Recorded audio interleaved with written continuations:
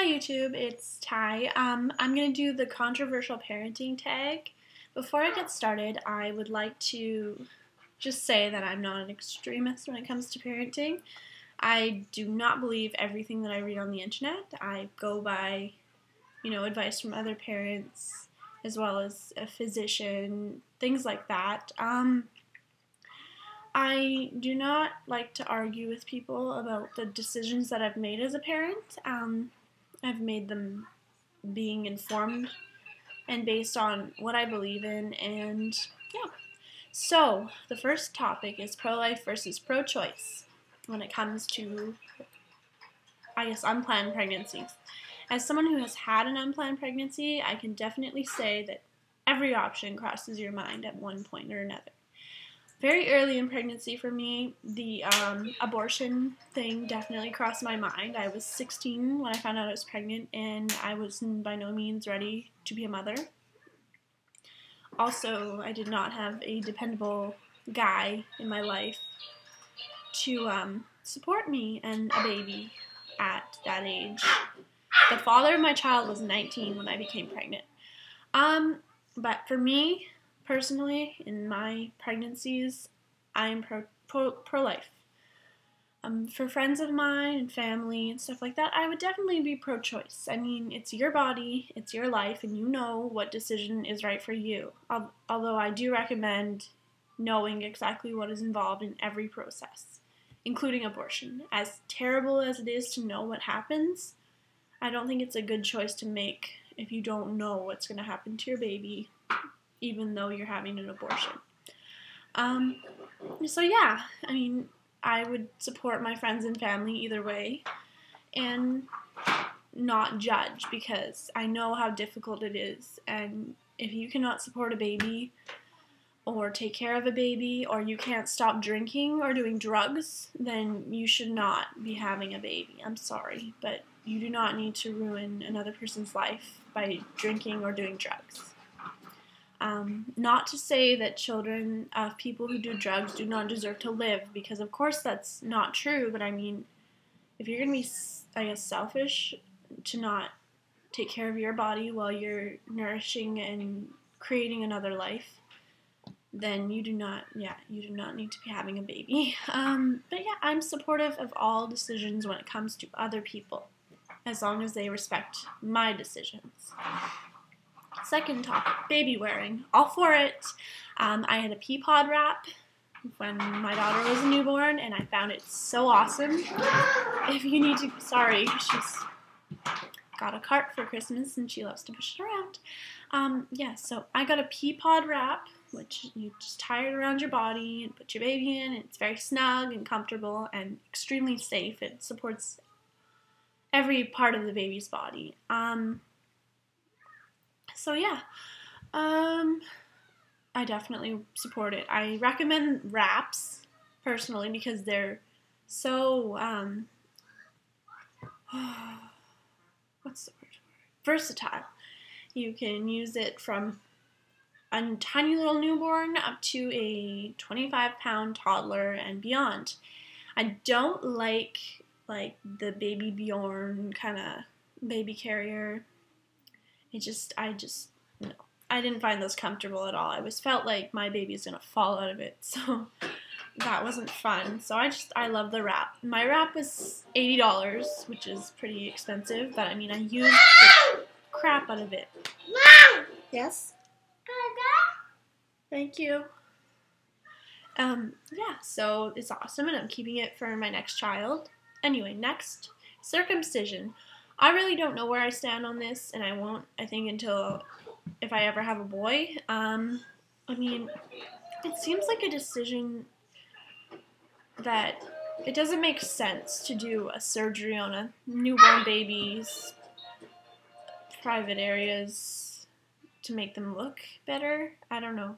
I've read a lot about, it's cleaner to do that, but that would be something I'd have to talk about with the baby's father, especially being a man, and what their family does and why they do it. Personally, I would rather just, not do that to my son, but I mean, that's a compromise that parents need to come to.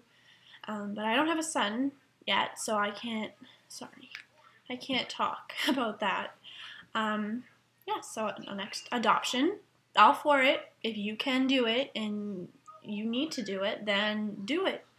I mean, that doesn't mean that it's going to be easy or you're just getting rid of your baby. It just means that, you know, they're getting a better home. They're going to have two parents.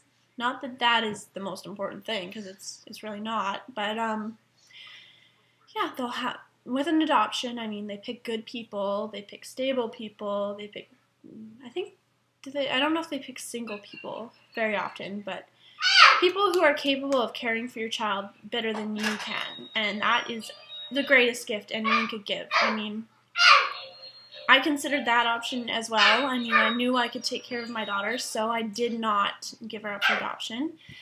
But, you know, if you've ever seen 16 and Pregnant, they show a really good amount of, like, how supportive the process is if you have the right people involved. And, yeah, adoption is a great option. I mean, bringing a child into the world means that, you know, the child's still alive, and as long as you take care of yourself and you're pregnant, all will go well, and it's the greatest gift you can give to your child if you cannot take care of them or do not want to. I mean, you still have to go through it. It would be hard, but it would be worth it in the end. And, I mean, there are plenty of people who have open adoptions, or they meet up with the child later, or even get pictures, and then you know you've done the right thing and you've given your child a good life. So adoption's good if anyone's pregnant and doesn't know what to do or doesn't have that support. I mean, I'm sorry. Yeah, so it's really good, and I mean, I would support anybody I know in that decision and be there for them, as hard as it would be. Next, baby piercing. Don't want to do it. Don't believe in it. Think that when she's old enough to make decisions like that for herself, then she can have her ears pierced. I don't like the whole lip, nose, face, eyes, whatever else you can get pierced thing. I mean, if she's 18 and she goes ahead and does that, then that's fine. That will be her decision. She'll be an adult, and that'll be her body. But, yeah, I have my ears pierced. I don't wear earrings. I don't have my daughter's ears pierced, and I will not be getting them pierced. I really don't believe in doing that sort of thing, and it's really unnecessary, really. Breast milk versus formula. I breastfed for 8 months, so I'm pro breastfeeding. I quit breastfeeding because I was going to school, and I could not feed her every 2 hours like I was. I did not like making formula. I did not like paying for formula. It was really expensive, and she had lactose intolerance, so that formula was even more expensive. I used Isomil. But yeah, breastfeeding, definitely promote it if you can do it, even for a week or 2 weeks or a day. Anything is awesome for your child, and it's great for you. I lost 20 pounds while I was breastfeeding my daughter. And it's a great bonding experience, too. And it's free. So, if you're a teen mom, do not be afraid to breastfeed. It's not as hard as people make it sound. Yeah. Spanking. Nope. I don't even want to talk about it. I just will not hit my child. We believe in timeouts. We believe in talking and communication. And that's what we're going to do. We're not going to spank. Co-sleeping. I co-slept with my daughter till she was 4 months old. She slept all night. She nursed well. It was great. The transition to get her into a bed was really easy. I definitely, as long as you know what your boundaries are with that and when you want the child to sleep in their own bed and you have that kind of plan, then that's great. They do sleep, I think, a lot better when they're next to you, but just you have to be really careful not to roll on them. Make sure that they're safe and they're not going to get squished or suffocated by anything, and be very informed about those things because they do happen very, very frequently. Never happened to me because I'm very intuitive, and I always knew that when I rolled over, I would move the baby over and stuff like that's really not that hard. And it was awesome, and that was the only way she would sleep as a newborn, was if she was right next to me, so that was great. home versus public versus private versus charter.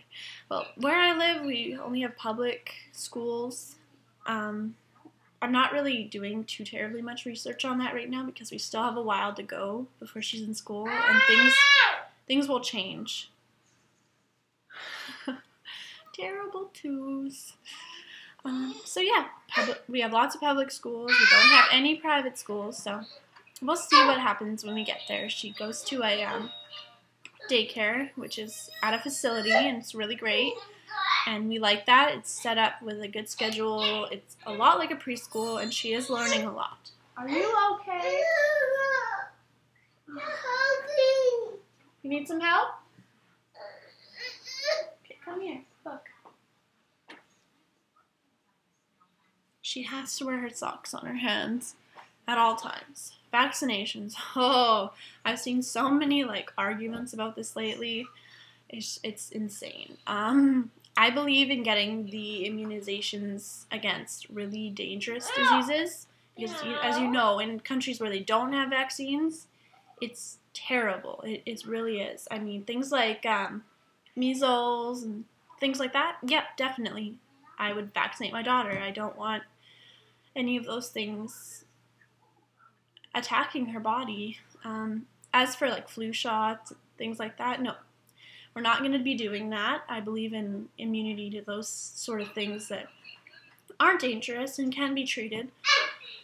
And yeah, so I don't really believe in putting too many drugs in her body, stuff like that. But things like diphtheria, measles, rubella, things like that could kill a child, I definitely believe in getting the vaccination for that. And as for people who say there are tons of toxins in vaccines, yeah, that's true, but, well, it might be true. I mean, I've read so many arguments that collide and don't go together at all, and I've never met anyone who's had really bad reactions or side effects from needles and stuff, and I haven't read too terribly much about it either. But no, we don't get the flu shot or anything like that, but we did get all of her regular immunizations. And I think in order for children to go to school and daycare where I live, they have to have those because then they're putting other children at risk that aren't old enough to have those vaccines.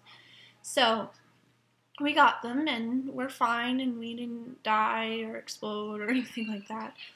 I did read a lot about them and no, it's just as dangerous, if not more, to not vaccinate your children. Medicating children. I only believe in medicating children if it's really severe. I'm so sorry. I can't edit videos yet, but I will learn. Don't touch. Play with your toys, okay? Mommy's almost done. Yeah, so medicating children, antibiotics, bad thing. I was on antibiotics a lot as a child, and now I don't respond to them. So when I'm really sick, I have to just go through it. I believe children should just go through it, unless it's something super deadly. Yeah, she hasn't been on too many medications.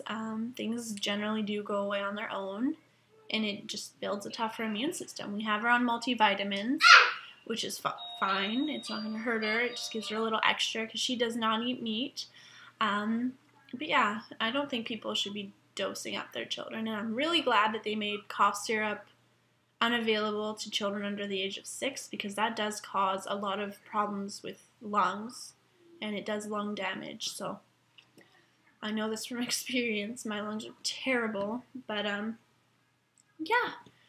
I don't believe in medicating children. Cloth versus disposable diapers. Hey, if you have time to clean and use disposable diapers, great for you. That's awesome. And someday maybe I will, but for now I just I don't have the time to deal with cloth diapers. I'm a full-time student, full-time mom, have other responsibilities in my life, just can't. But yeah, someday maybe. I hear a lot of things about them, and there's a lot of way better ones than they used to have. So yeah, maybe I'll try that someday. Anyway, those are all of the topics in 15 minutes. Hope you had a Merry Christmas and hope you have a Happy New Year. Bye!